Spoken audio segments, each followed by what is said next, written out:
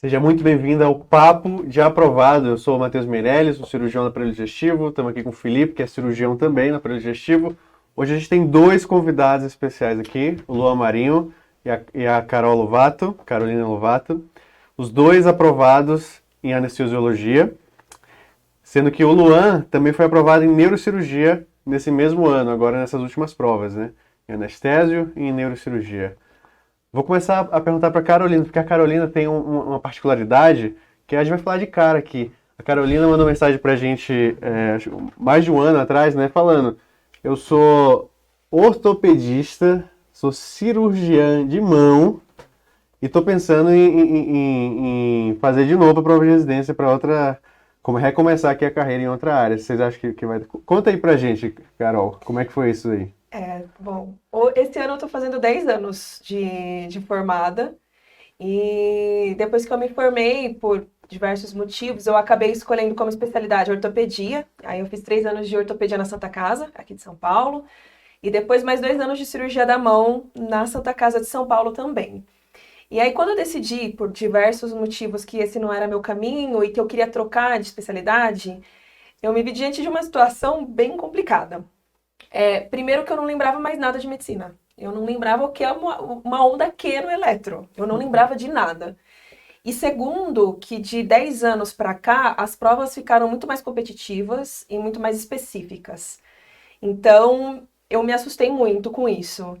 Então, foi um processo que eu não esperava que eu fosse conseguir a aprovação. Depois, eu estudei 1 ano e 3 meses praticamente, né?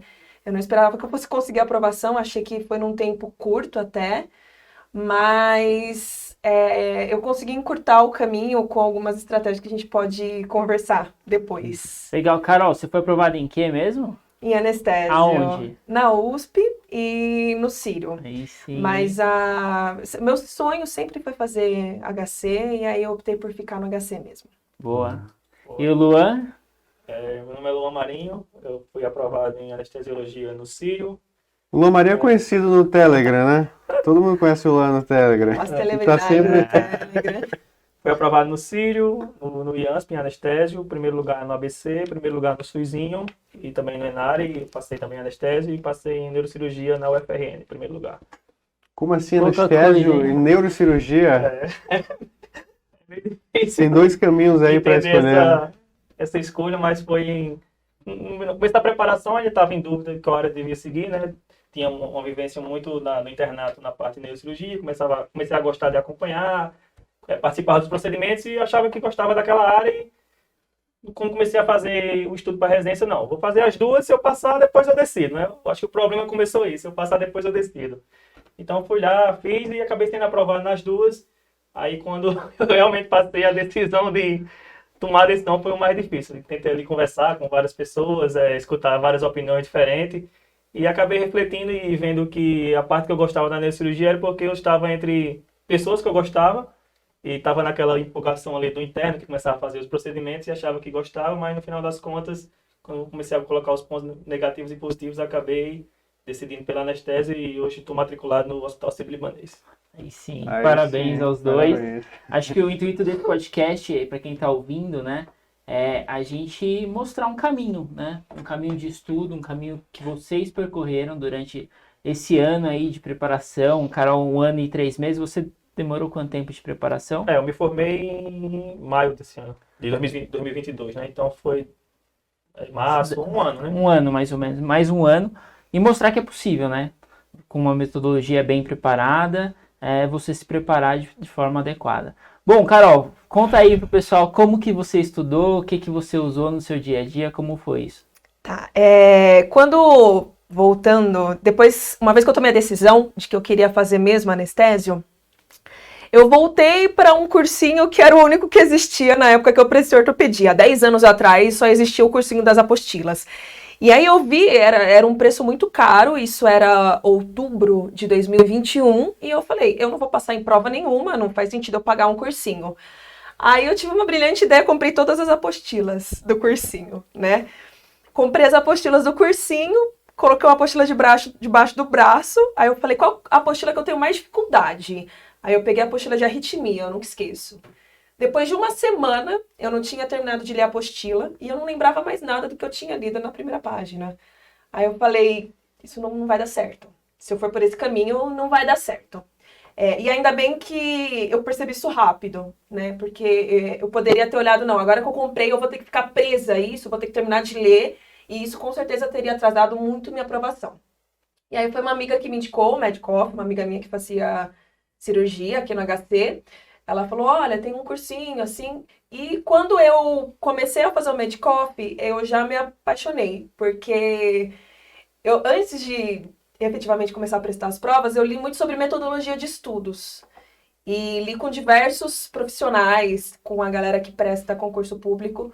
E o Medcoff se alinhou muito com aquilo. E eram coisas que no meio médico eram pouco faladas. Resolver questão, revisão ativa, estudo ativo. Você não precisa de apostila para ser aprovado. E tudo aquilo era muito novidade para mim. Só que eu vi que aquilo se alinhava com o que eu tinha estudado. E foi aí que eu comecei a seguir a metodologia à risca, né? Aí eu me organizei, eu usei a planilha. Então, na planilha eu separei por temas e eu só voltava na teoria de forma muito pontual. Então, por exemplo, eu estou resolvendo um bloco de questões sobre arritmias. Eu percebi que eu não sei o que é um daquenoeletro, então eu tenho que voltar na aula do professor, assistir aquela aula numa velocidade um pouco mais acelerada, e aí eu conseguia pegar esses conceitos mais básicos e prosseguia. Uma coisa que eu vejo é que muitas vezes a gente fica dando volta em círculos, né? A gente quer se aprofundar muito na teoria de algo antes de partir para a questão. Isso é um tiro no pé. Eu acho assim que um dos meus principais acertos foi exatamente esse, o estudo ativo. Então, rasguei as apostilas, segui o conselho do Matheus. Eu nunca esqueço, Matheus, rasgue as apostilas. Eu não rasguei, mas elas foram devidamente guardadas. E meu estudo foi totalmente ativo. Então, era muita questão. E quando eu tinha muita dificuldade, eu voltava pontualmente numa matéria para rever aquilo e me baseei também bastante nas aulas. Legal. E você, Luan, como que foi seus estudos aí? Eu acho que um diferencial que eu sempre pontuo quando o pessoal vem me perguntar o que foi que eu fiz, né, para passar nas provas, eu acho que foi o uso do QBank junto aos flashcards, né? Toda questão que eu errava, do conceito-chave que eu errava, eu fazia um flashcard aqui. Nós, no meu ano de preparação, eu mesmo criei 10 mil flashcards. E quando um baque até muito grande, até falei no vídeo que foi postado no Instagram, foi quando porque no quinto ano, mesmo eu não fiz uma preparação ok, mas eu cheguei a fazer ainda as provas para ver como era, para me habituar como é que era uma prova de residência, porque muitas vezes você só descobre o que é uma residência quando você está ali prestes a se formar.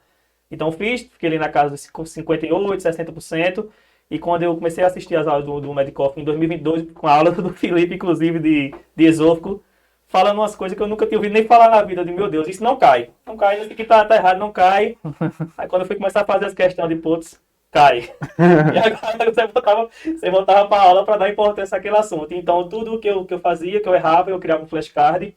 E um diferencial, acho que no meu estudo para residência, que levou à aprovação foi os flashcards, junto com a resolução das questões do QBank, principalmente da parte de cirurgia. As outras áreas, como são menores e exceto clínica médica, você consegue ali com pouco tempo garantir uma boa porcentagem de acerto. Cirurgia é uma área grande, difícil, que muitos outros cursinhos não abordam de forma eficaz e você acaba sendo um diferencial na hora da prova, né? Hoje em dia, uma questão você pula ali 50 posições se brincar. Então, acho que isso foi um diferencial. Eu resumiria que minha aprovação foi baseada no flashcards, QBank e a área de cirurgia do Medcoff. E vocês trabalharam durante o ano de preparação, né? Principalmente para se manter. Você ainda era cirurgião de mão ou você dava plantão de outra coisa?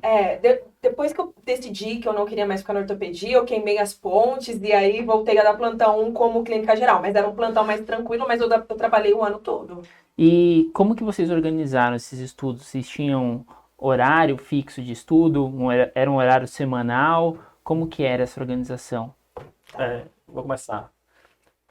Desde que eu me formei, em maio de 22, eu decidi que meu objetivo não era ganhar dinheiro, que a gente vê muitos colegas que terminam a graduação ali, começam a trabalhar e não conseguem mais voltar para estudar. Então, no dia que eu me formei dia 19 de maio, dia 20 de maio eu já estava em São Paulo, disse, vou mudar para cá, meu foco vai ser estudar.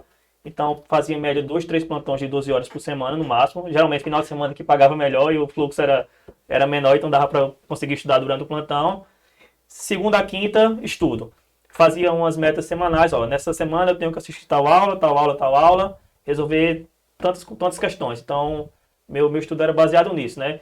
Eu preferia deixar metas semanais ou até mensais que eu conseguiria fazer, mesmo que atrasasse, eu conseguiria recuperar do que fazer metas diárias, que às vezes você coloca 10 metas por dia, você não acaba não cumprindo e acaba se frustrando e abandonando ali no começo do ano. E aí, Carol, como é que você fez? Eu tinha uma rotina muito regrada mesmo. Eu me propus até meu esposo falava, nossa, você está estudando muito. Eu falava, é melhor eu estudar muito por um ano do que eu prolongar essa jornada. Então, eu tinha uma disciplina assim, eu trabalhava 3 vezes na semana, num lugar que eu conseguia estudar, e eu acordava todos os dias, tomava café da manhã, fazia 15 minutos de meditação e sentava para estudar. Quando eu ia estudar, contava muitas horas líquidas. Então, isso foi uma coisa que me pegou muito no começo. Eu via muitas pessoas falando coisa de hora líquida, eu falava, isso é uma besteira. Até o dia que eu decidi fazer. Então, a hora líquida você sentou para estudar, você dá play no cronômetro, né? Você parou para olhar no celular, desliga o cronômetro. Quando eu fui ver, eu tinha gasto meu dia inteiro e eu tinha feito 2 horas líquidas. Eu falei, gente, não é possível. Então, assim, eu via que meu estudo não estava eficiente, porque eu mexia no celular, eu saía para fazer qualquer coisa, quando eu via, ficava 2 horas fazendo outras coisas. E aí você fala, nossa, eu fiquei 12 horas estudando. Não, você não estudou 12 horas. Você ficou 12 horas dedicados ao estudo, mas assim, líquidas mesmo. E aí essa coisa das horas líquidas, elas são muito cruéis, mas elas servem muito para te dar um norte, para te dar uma noção do que realmente você tá fazendo ou deixando de fazer. E aí eu me propunha estudar 4 horas líquidas no dia. Era o que eu fazia. Parece pouco, mas para você extrair 4 horas líquidas no dia, você tem que... Eu começava a estudar umas 7 e parava de estudar umas 5. Fazer atividade física todo dia, dormia 8 horas. Eu nunca perdi uma noite de sono para ficar estudando. Foi um ano que exigiu muita disciplina, mas eu acho que a gente tem que ter um equilíbrio, senão você chega no final do ano muito cansado. Das 7 às 17, no final das contas, davam 4 horas 4 líquidas? horas líquidas, mas isso eu parava para almoçar. Ou seja, outras pessoas vão estar contabilizando 10 horas por dia ali de estudo, né? Não, e assim, depois que você estuda 4, o máximo que eu consegui foram 6 horas líquidas. E eu terminava o dia destruída, super cansada. Então, assim, essa coisa de estudar 15 horas, gente, você pode estar 15 horas dedicados ao estudo, mas horas líquidas é outra coisa. Sim. E eu percebi isso quando eu comecei a cronometrar. Então, tudo meu era metrificado. Eu virei a louca da métrica. Eu cronometrava meus estudos, eu sabia a porcentagem de acertos em cada tema, que eu dividi por cirurgia, e dentro da cirurgia eu dividia aparelho digestivo, esôfago, cólon reto, vias biliares. Então, eu sabia a minha porcentagem de acerto em cada matéria, em cada subespecialidade, digamos, e sabia a minha faixa de acerto em cada prova. Então, eu foquei. A minha prova preferencial principal era a USP. Então, na USP do ano tal, eu fiz tanto, eu preciso melhorar isso. E eu fiz igualzinho o Luan, todo erro, toda questão errada virava um flashcard. E aí tinha flashcard que tá tatuado na minha mente até hoje. Que só de olhar assim, de giste, aquele flashcard de giste. Caiu o giste? Caiu o giste, será? Caiu? Caiu! E eram coisas assim, às vezes eu via na aula do Medicop, eu falava, gente, mas isso aqui é coisa para cirurgião. Não é possível que isso vai cair. A imunistoquímica do GIST. Aí eu falava assim, não é possível que isso vai cair. E cai. E caiu, gente, na prova aberta do INASP do ano passado, inclusive, né? A foto, e você tratar, usar o anticorpo lá. Exato. Então você tem que conhecer o que a sua prova cobra. E você só vai conhecer fazendo provas e questões antigas. E focar naquilo. E aí que eu digo, né? Só quem é especialista naquilo, eu como ortopedista, pegava questões que eu falava, isso aqui é uma questão para ortopedista. Estava na prova de acesso direto, R1. Então, assim, quando você pega um generalista para dar uma aula de uma especialidade, você corre o risco de ficar mais na superficialidade. E isso foi uma das coisas que me chamou muita atenção no Medcoff, porque eram especialistas dando aula de suas respectivas áreas. Então, o conteúdo é aprofundado, mas na medida certa. Aquela questão que você acha que não vai cair, Vai cair. cai. E é a primeira Acredita. é a primeira da prova. É a primeira da prova e, assim, é a que vai te tirar. Se você erra, é uma questão que te tira, porque a concorrência tá realmente muito acirrada. Uma coisa que a gente sempre recomenda para os nossos alunos aqui é começar a fazer prova na íntegra, assim, quanto antes melhor. Normalmente a gente fala até para começar no começo do ano, né? A partir da segunda, terceira semana, pelo menos uma prova na íntegra por semana. Como que vocês fizeram ano passado? Vocês aguardaram um pouco a prova ou vocês começaram a fazer logo de cara, fez a prova da USP, já viu suas dificuldades, já teve um acerto, às vezes o acerto é 60%, porque eu lembro, quando a primeira vez que eu fiz a prova da USP, eu acertei 60%, 50 e poucos por cento, falei, meu, não vou passar em nenhum lugar. E aí foi, bati, depois peguei lá a primeira colocação, enfim.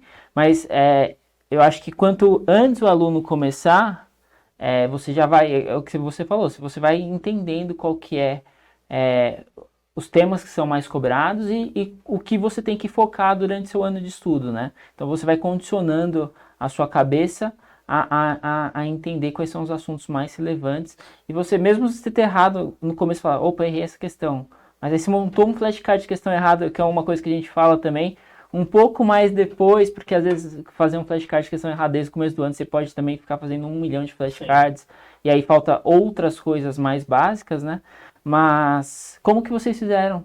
Vocês faziam prova na íntegra desde o começo do ano? Começou a prova na íntegra mais tarde? Como foi? Vamos lá, eu comecei desde o início da preparação, já fazia ali pelo menos uma por mês. E com o decorrer do tempo eu fui aumentando. Então na reta final cheguei a fazer 3, 4 provas por semana, né? Abandonei todas as outras coisas, só fazia as provas e corrigia. E tinha assunto, por exemplo, que eu não cheguei a estudar nem 80%, assistir as aulas nem de 80% dos conteúdos, né? Então, muitos assuntos eu aprendi fazendo as provas e corrigindo com os comentários. Porque o comentário do QBank que é uma aula. Então, tinha assuntos que eu não tinha saco de assistir já na reta final, fazia uma questão na prova na íntegra, errava. Então, tudo do comentário, eu aprendia só aquele tema só com comentário. Então, muitos assuntos, assim, principalmente de clínica médica, eu aprendi só com as provas na íntegra. E na reta final, eu consegui ver minha porcentagem de acertos crescerem quando eu comecei a fazer provas com mais frequência, né? Comecei minha primeira prova, eu acho que foi em novembro de 20, que foi a que eu fiz, de 21, que eu fiz como treineiro, foi 62%. Eu finalizei, na minha última prova em casa, foi 80%. E até uma curiosidade foi que as notas que eu tirei nas provas valendo mesmo, as que eu passei, eu nunca tinha tirado em casa os acertos, né? A prova do SUSinho eu acertei 90% da prova. Nunca tinha tirado isso em casa. Na prova da Enara, acertei 88% da prova. Nunca tinha chegado nem perto disso. Mas eu fiz tanto flashcard, que tinha questão, quando eu bati o olho, eu já ia direto às alternativas, não lia nem o que tinha anunciado. Lembra o flashcard, né? Nossa, que flashcard que eu desenhei aqui assim, ó. E eu tenho, no final, na reta final também, eu usei uma coisa que vocês sempre falavam, que era criar o grupo de estudo, né? Então, tinha uns 3 amigos que iam para minha casa, quando a gente já estava sem saco de assistir aula, de fazer questão sozinho, que a gente não aguentava mais olhar para conteúdo, a gente se reunia, fazia uma prova em grupo e cada um soltava ali uma questão, soltava um assunto que às vezes, quando chegava na prova, estava aquele ponto que a gente tinha discutido, né? Acho que isso é muito importante, principalmente na reta final, que já está com o gás ali acabando. Você vê um colega ali que sabe um pouco a mais, que acaba criando também uma energia para continuar. Eu fiz grupo de estudo com o Felipe pro R+, Felipe aqui, e às vezes ele falava uma coisa lá, falava, não, esse tumor aqui é isso e isso. E eu nunca tinha ouvido falar, e eu já aprendia para sempre naquela hora, porque se o meu concorrente aqui, né, tá sabendo, eu tenho que saber também. E aí eu falava umas coisas também que para mim era óbvio, e ele não sabia. Então, essa troca de conhecimentos é muito importante. E até os macetes que uns acabam criando, que você sim, aquelas frases engraçadas, né? Acaba caindo. Eu fiz bem parecido. Eu fiz uma coisa que eu chamei de simulado zero. Quando eu decidi que eu ia prestar a prova de residência novamente, eu peguei uma prova da USP, que era a minha instituição preferencial, e resolvi. Eu fiz 25% de clínica médica. Se tivessem colocado uma criança de 4 anos, ela teria acertado mais que eu. Porque senão, eu precisava saber o tamanho do meu desafio, né? Porque todo mundo falava, a prova de residência está muito concorrido, a prova de residência é muito difícil. Mas você tem que trazer isso pro real, pro tangível. O quanto difícil, quais meus pontos fracos e quais meus pontos fortes. Minha preparação foi toda baseada em identificar e preencher lacunas de conhecimento. E eu acho que as pessoas têm muito medo de se expor ao erro. Você tem que errar. E é errando que você vai descobrir seu ponto fraco, a sua lacuna de conhecimento, e você vai trabalhar naquilo. Eu não sei se você passou por isso, mas tem uma coisa que eu chamo que é a maldição dos 70%. Eu não sei o que acontece. Quando eu saio dos 25% até os 70%, muito rápido. Muito rápido. E eu juro pra você, eu fiquei uns 5 meses presa nos 70%. Só nessa coisa de identificar lacunas de conhecimento. E aí você olha para uma prova que você tem que acertar 80, 85, 90%, você fala, não vai dar para mim. Isso não é para mim, eu vou desistir, bate um desânimo. Só que você tem que estar focado e tem que ter um planejamento muito bem traçado para entender que isso faz parte. Tem uma analogia que é muito boa. Não sei se você já passou por obra, construção de prédio. Assim, tem caminhão e fica aquela barulheira, aquela coisa, aquela obra, e você não vê nada, o prédio não sobe. E fica 3, 4, 6 meses. Depois que você construiu a estrutura, quando você vê, um mês a coisa tá de pé. E com conhecimento é a mesma coisa. Eu acho que até você chegar no 70% é muito fácil. Só que 70% você vai construindo a base, né? 1 a 1. E aí é muito importante você se expor ao erro e você conhecer o seu desafio. Como a USP era minha instituição preferencial, eu nunca esqueço, eu falava assim, quando saiu o edital, porque esse ano a prova da USP mudou um pouco, né? Foram 5 horas de prova, e aí todo mundo falava, nossa, mas 5 horas de prova, querem vencer a gente pelo cansaço.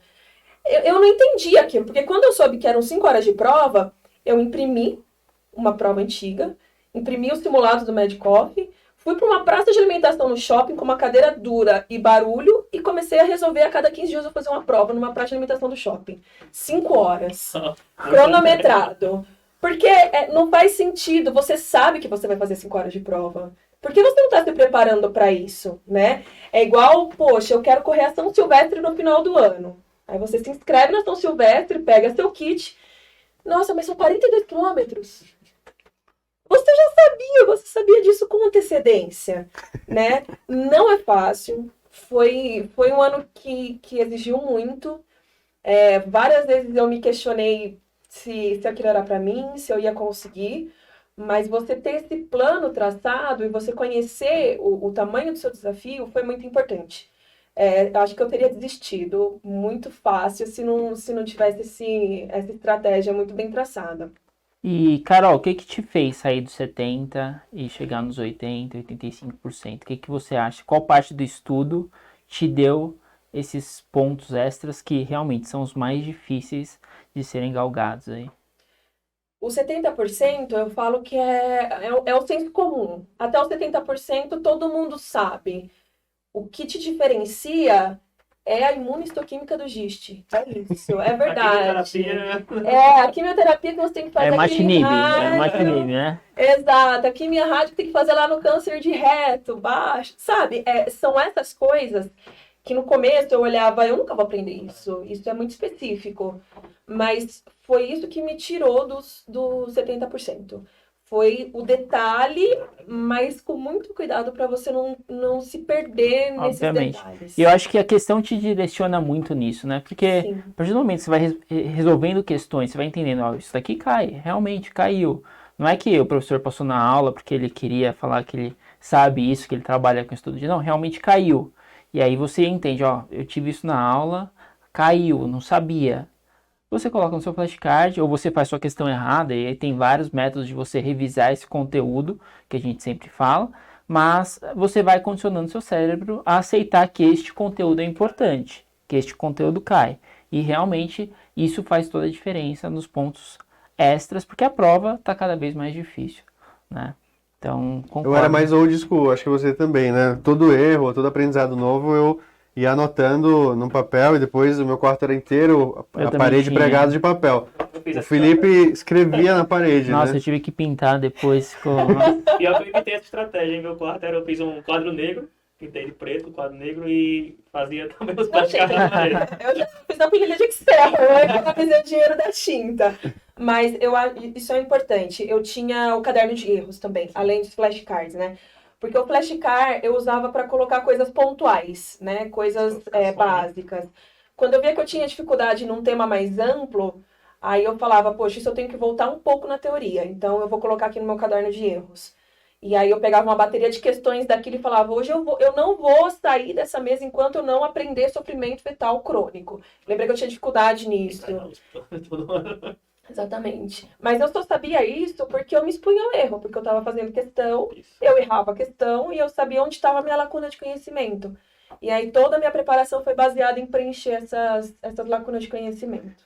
E, assim, obviamente que existem as pessoas que são geniais fora da curva, eu não sou. E existem duas formas de você aprender um conteúdo: repetição ou emoção. E eu lembro, tipo, quando a gente estava estudando, né, até para rimar, a gente ficava bravo, né? Ficava pé da vida quando errava uma questão. Essa questão que a gente ficava pé da vida que tinha errado, normalmente a gente acertava de novo quando caía uma parecida, porque você colocava emoção.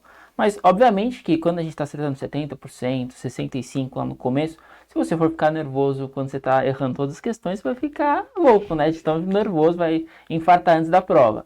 Mas, se você começar e fazer isso que você fez, caderno de erros, flashcard de questão errada, revisar mesmo, colocar numa planilha e revisar o tema várias vezes, você, no final do ano, né, acreditando no processo, na preparação, no final do ano você vai acertar e vai chegar e falar, meu, consegui, entendi esse assunto aqui. E é o que importa, né? Porque a nota que importa, igual o Luan falou, nossa, eu nunca tinha acertado 90%.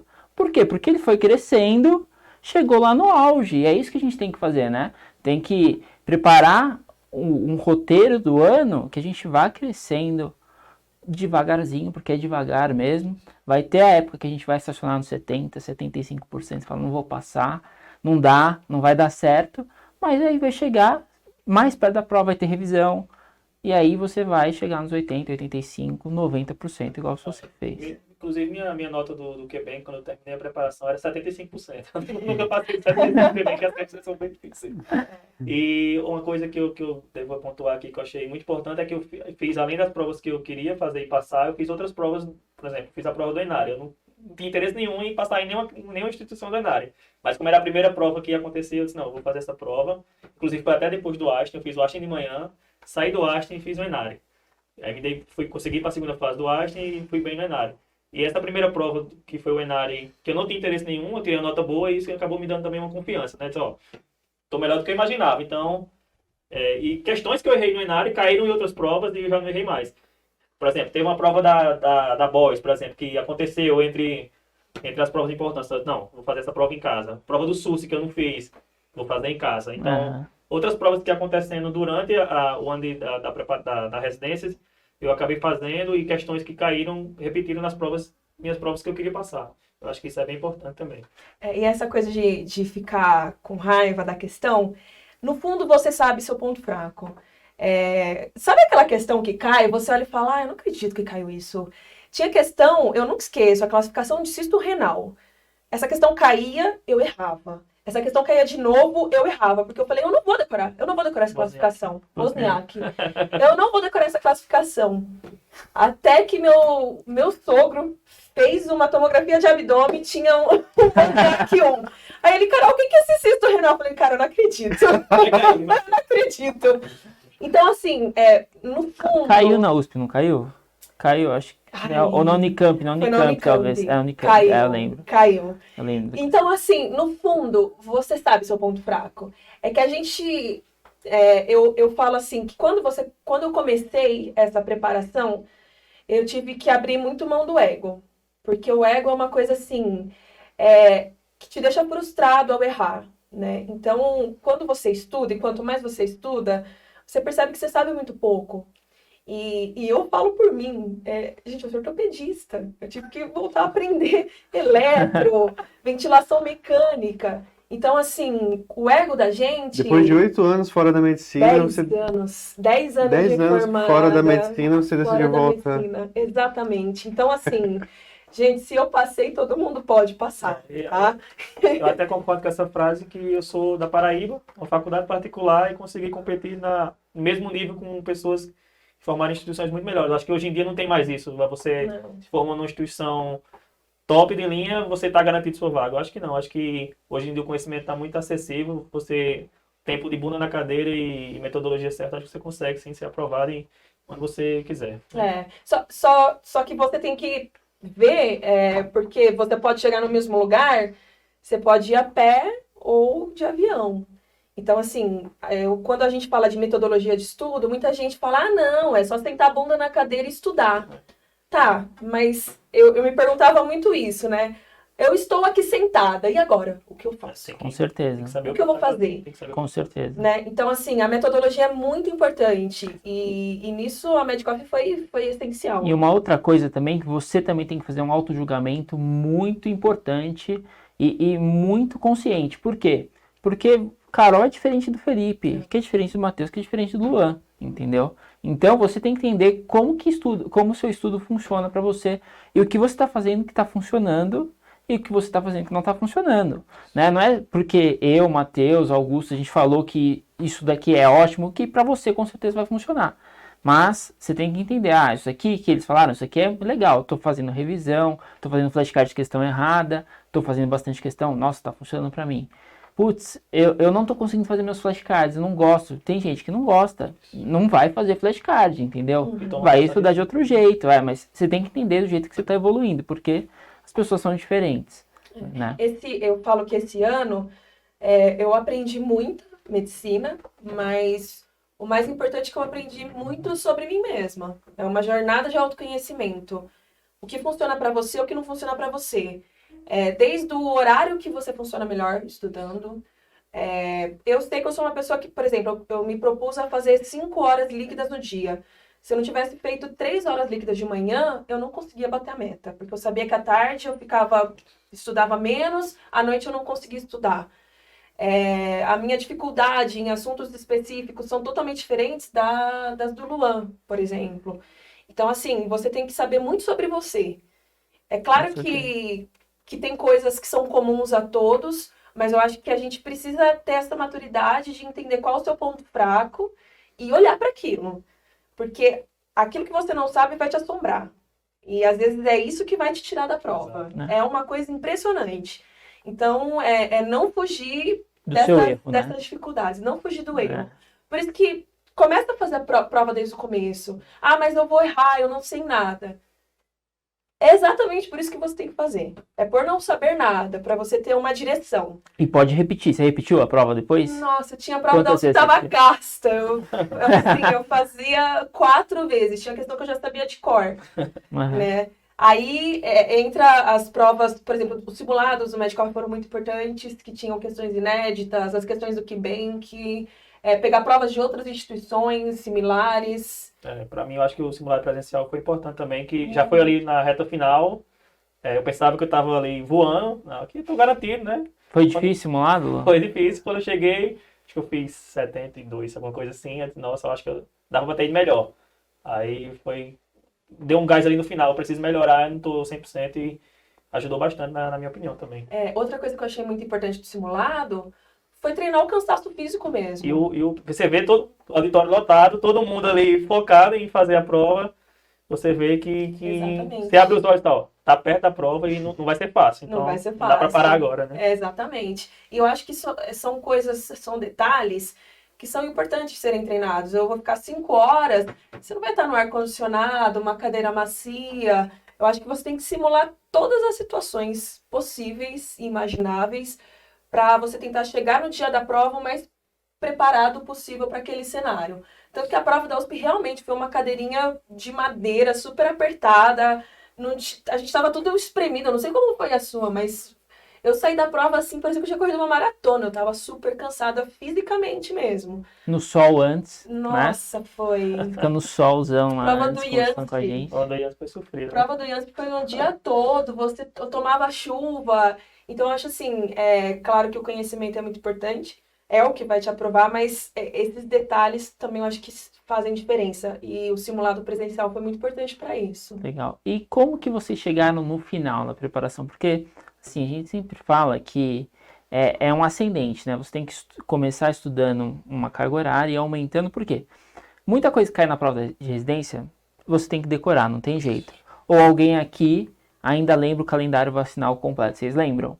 Mas cai. Talvez vocês lembrem alguma coisa grande parte. Eu não lembro mais nada, né? Meu filho, eu sempre pergunto para pediatra, porque eu não lembro nada do calendário vacinal. E eu decorei, eu lembrava também. Mas, então parte do estudo tem que ser... Você tem que ter revisto na semana da prova. É importante você rever algumas coisas. E aí, para isso, você tem que chegar muito bem na prova, né? Então, tem que estar estudando uma rotina boa. Na semana da prova, tem que revisar, tem que ver os seus pontos mais fracos, rever seus flashcards. Ou seja, você tem que estar com uma rotina de estudos perto da prova intensa, né? Você tem que estar bem preparado mentalmente. Como que foi isso para vocês? Como foi essa preparação? Tem até uma história que me marcou sobre isso, né? Eu acho que quando eu fui fazer a prova como treineiro, eu indo no carro fazer a prova com minha namorada, do nada assim, parei, qual o tempo de jejum pré-operatório de leite materno? Eu, não sei. Pronto, aí ninguém olhou nem pesquisou e seguimos viagem. Quando a gente abriu a prova de cirurgia, era a primeira questão da prova, qual o tempo de jejum de leite materno? Eu falo, Ela acertou e eu errei, e essa questão me tirou 2 posições no ano. Eu digo, meu Deus, então, nunca mais quando eu tiver uma dúvida, eu vou olhar essa dúvida. Aí esse ano, na prova do Einstein, acho que 5 minutos antes de eu entrar na prova, a fiscal já querendo entrar, e veio uma coisa na minha cabeça falando sobre estridor em RN. Um RN que já nasce com estridor, meu Deus, o que é isso? Aí eu fui lá nos flashcards, botei estridor. A primeira flashcard que apareceu era de laringomalácia, pronto. Quando eu abri a prova do Einstein, tava lá. Perguntando. Eu digo, ó, dessa vez deu certo. Mas essa história, assim, até hoje, quando a gente senta com os amigos, se eu falar uma coisa, véspera de prova, confira que vai cair. Isso é verdade. Eu lembro até do vestibular, na época que eu fiz vestibular, tinha uma questão de geografia que um dia antes tinha um tema que eu não lembrava muito bem. Eu fiquei com preguiça de ver, isso não vai cair. Caiu e eu errei a questão. O primeiro semestre... Porque não adianta você começar estudando 15 horas por dia, você não vai conseguir manter esse ritmo. Acredite, é muito difícil manter esse ritmo. Então, eu consegui. O primeiro semestre, para mim, foi muito tranquilo. Eu fazia 4 horas líquidas por dia. Aí eu falei, não, a partir do segundo semestre eu quero aumentar as horas líquidas. Aí teve um dia que eu fiz 8 horas líquidas. Nossa, no outro dia... Tava morta. Eu falei, não, isso não vai dar certo. E aí eu comecei a ficar muito ansiosa, comecei a fazer terapia, porque tem essa carga emocional muito grande também, que é importante a gente olhar para isso. E aí eu aumentei, eu vi que 6 horas líquidas no dia era um limite até o qual eu ia bem. E um mês antes da prova, eu só que isso você fui construindo os flashcards, né? Então eu só comecei a fazer provas novas, porque eu prestei só 4 provas aqui em São Paulo. Eu não prestei nada fora de São Paulo capital. E aí, só que toda a prova, Inari, Sursi, todas essas provas eu fazia em casa. E simulando o mais parecido possível com a situação real. E fiquei só fazendo essas provas das instituições e os flashcards. Todo dia era flashcard, todo dia. Inclusive, acho que foi até um erro que eu cometi, que eu comecei muito empolgado, né? Assim, acho que no começo da preparação, 24 horas estudando, aí chegou ali no meio, não aguento mais, passei 15, 20 dias sem fazer nada. 15 só deitado, aí depois que eu acordei, não, acho que eu tenho que recomeçar, só que mais devagar. Vou pegar os assuntos com mais dificuldade e fui voltando aos poucos, né? E percebi isso também, que não adianta você estudar muito e você cansar logo no começo, né? Eu não conseguia mais estar em casa, eu odiava ficar em casa quando eu estudava. Aí eu descia, ia pro Starbucks, estudava no Starbucks, ia pra sala de reunião, estava na sala de reunião, eu tinha que sair de casa, porque eu não aguentava mais meu lugar de estudo, eu tinha que variar. Aconteceu isso comigo, né? No segundo semestre eu tive que eu aluguei uma salinha e tinha muitas pessoas que estudavam para concurso público naquela sala. Aí eu olhava e falava, nossa, eu acho que eu não estudo tanto assim, eu quero estudar muito. E aí é isso que eu falo, o que é importante para você? Pô, não tô conseguindo estudar em casa, não adianta se jogar no sofá e assistir Netflix. Você tem que achar uma solução para esse problema. A solução é sair, mudar o ambiente, mudar o estilo de estudo. Você, de repente, está fazendo muita questão, começar a fazer aula, flashcard, identificando isso, mas não jogar a toalha. Com certeza, né? Essa fase final é muito importante. A gente sempre fala, né, que o estudo para residência é muito parecido com preparação para maratona mesmo. Então não adianta você querer correr 42 quilômetros no primeiro, segundo mês de treinamento, não vai dar. Mas primeiro você corre 5, depois corre 10, 15, 20, 25, chega lá perto você corre 35, chega no dia você corre 42. E é isso mesmo. Então acho que você ir criando sua rotina, entendendo ao longo do ano. Lembrando que vão ter altos e baixos mesmo, não tem Com jeito. certeza. Então, todo mundo fica cansado, todo mundo tem ansiedade, todo mundo passa por esse momento, fala, puxa, acho que esse ano não vai dar certo de novo. Até o primeiro Por exemplo. lugar já achou que não ia passar em vários momentos, né? Com certeza. Eu com falei várias certeza. vezes em casa, Inclusive mas você, pra né? minha namorada, mas eu não vou passar não. E eu saía da prova, senão me dei mal. Pô, Luan, você não se deu mal. Eu me dei, eu sei. Quando a gente saiu da prova do Ciro, eu disse, Carol, outro ano, viu? Deu tudo errado.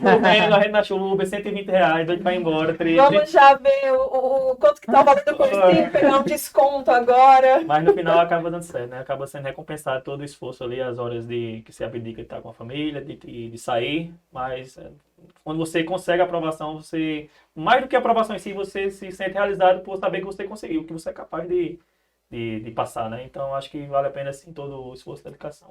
E uma coisa que a gente, nessa jornada, a gente conhece várias pessoas e muita gente não passa, né? A gente vê depoimentos de aprovados e muita gente não passa, e muita gente boa não passa. Com certeza. E Até muita melhor gente... que a gente, né? Exatamente. Você olha e fala, poxa, essa pessoa se dedicou tanto. E eu acho que eu tive muita... Não sei se foi sorte, assim, mas antes de começar a me dedicar à matéria, eu acho que eu fiquei uns 2 meses só lendo sobre técnica de estudo, estratégia de estudo. Uns 2 meses. Eu lia tudo sobre, li livros sobre. E eu acho assim, isso encurtou muito a minha aprovação.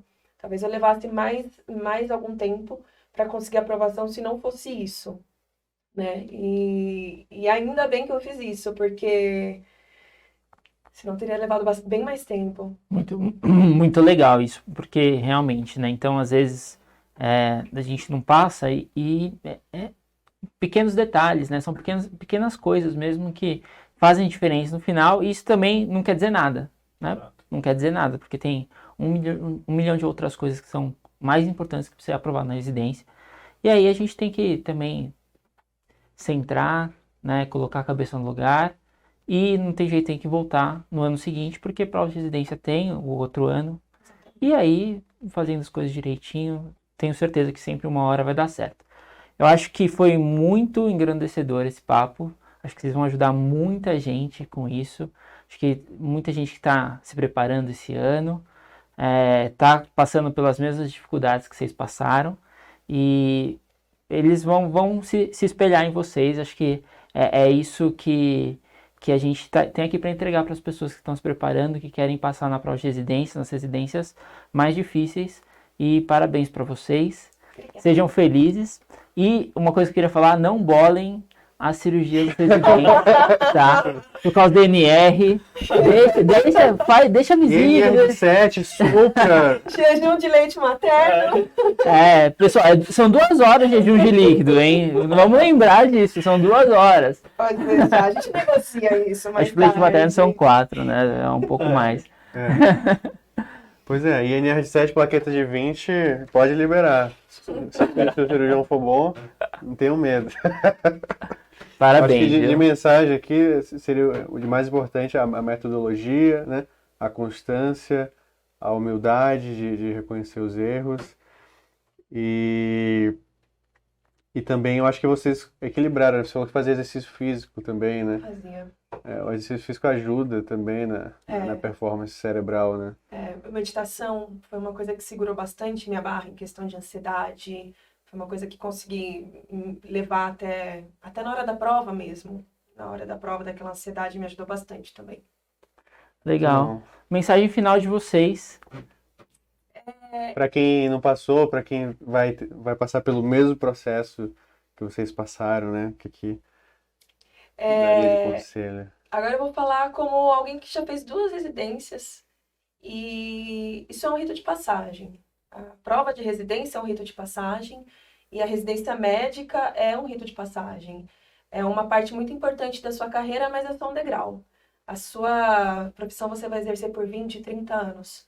Né? Então, lembre-se disso sempre que você estiver desanimado. Isso serve também para quem não passou. Às vezes eu sou 10 anos mais velha, pelo menos, que quase todos os meus concorrentes. E quando a gente é recém-formado ou a gente está ainda começando, a gente acha que aquilo é muito maior. É muito importante, mas a gente tem que dar para aquilo o tamanho que aquilo tem. Exige muita dedicação, não vai ser um processo fácil, vai ser um processo difícil que vai exigir muito de você. mas ele vai passar. É um rito de passagem.